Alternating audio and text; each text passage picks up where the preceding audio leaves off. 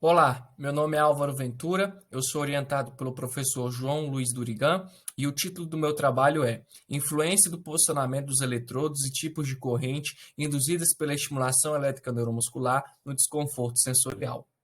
O objeto principal de estudo do meu trabalho é a estimulação elétrica neuromuscular, ou eletroestimulação, que é um recurso que utiliza eletrodos para distribuir corrente elétrica para os músculos, gerando contrações musculares, que são utilizados para retreinamento muscular, ganho de força, diminuição de processo de inibição atogênica e até o recovery no esporte. A aplicação da eletroestimulação ela pode ser por meio de eletrodos posicionados no ventre muscular ou no tronco nervoso, e esse posicionamento, assim como os parâmetros da corrente, como largura de pulso, frequência e amplitude, que é chamada também de intensidade, interferem no resultado de uma sessão de eletroestimulação, afetando fadiga, produção de torque e desconforto sensorial.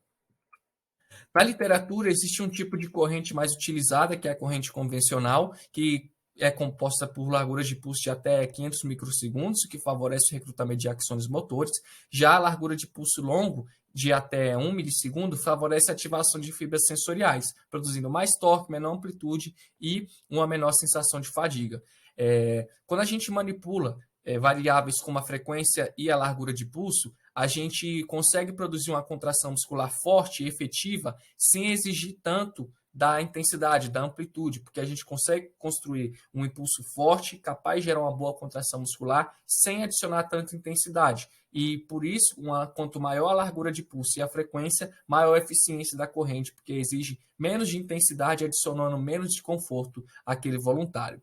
Na literatura, quando a gente compara corrente convencional com largura de pulso largo, na maioria das vezes essa comparação é utilizando apenas correntes monofásicas, sendo que existe um outro tipo de corrente, as correntes bifásicas. E ainda não está claro sobre qual a melhor forma de aplicação da eletroestimulação, se é sobre o ventre ou se é sobre o tronco nervoso. Por que isso é importante?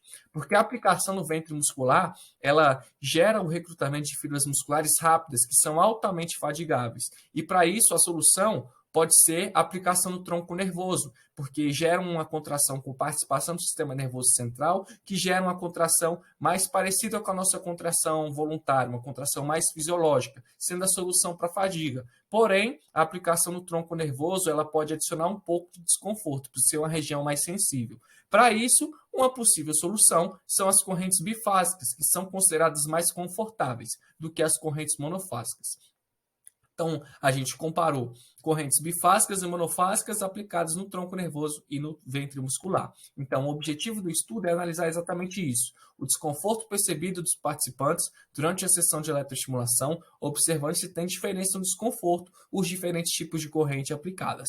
Então, trata-se de um ensaio crossover experimental, randomizado e controlado, composto por universitários rígidos do sexo masculino e feminino. São 10 sessões por voluntário, uma de familiarização e uma sessão experimental, separadas por pelo menos 7 dias. São 9 sessões experimentais porque estudamos 9 tipos de corrente, que foram randomizadas com nomes de times de futebol. Então, temos a corrente Fluminense, Vasco, Atlético Mineiro, São Paulo, Santos, Cruzeiro, Palmeiras, Flamengo e Corinthians. Cada uma dessas correntes utilizadas em uma sessão experimental, cada uma um dia diferente.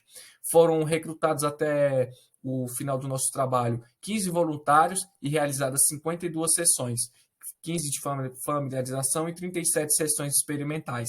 As correntes Vasco, Palmeiras apresentaram maior valor médio de desconforto pré-sessão de eletroestimulação, uma contração voluntária máxima pré-sessão, uma contração evocada máxima pré-sessão.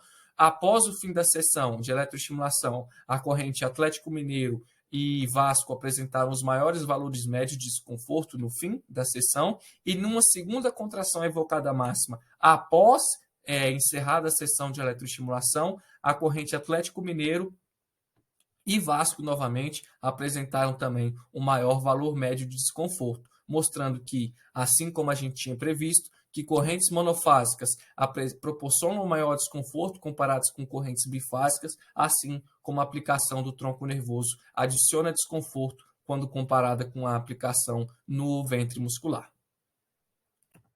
É isso, muito obrigado pela atenção.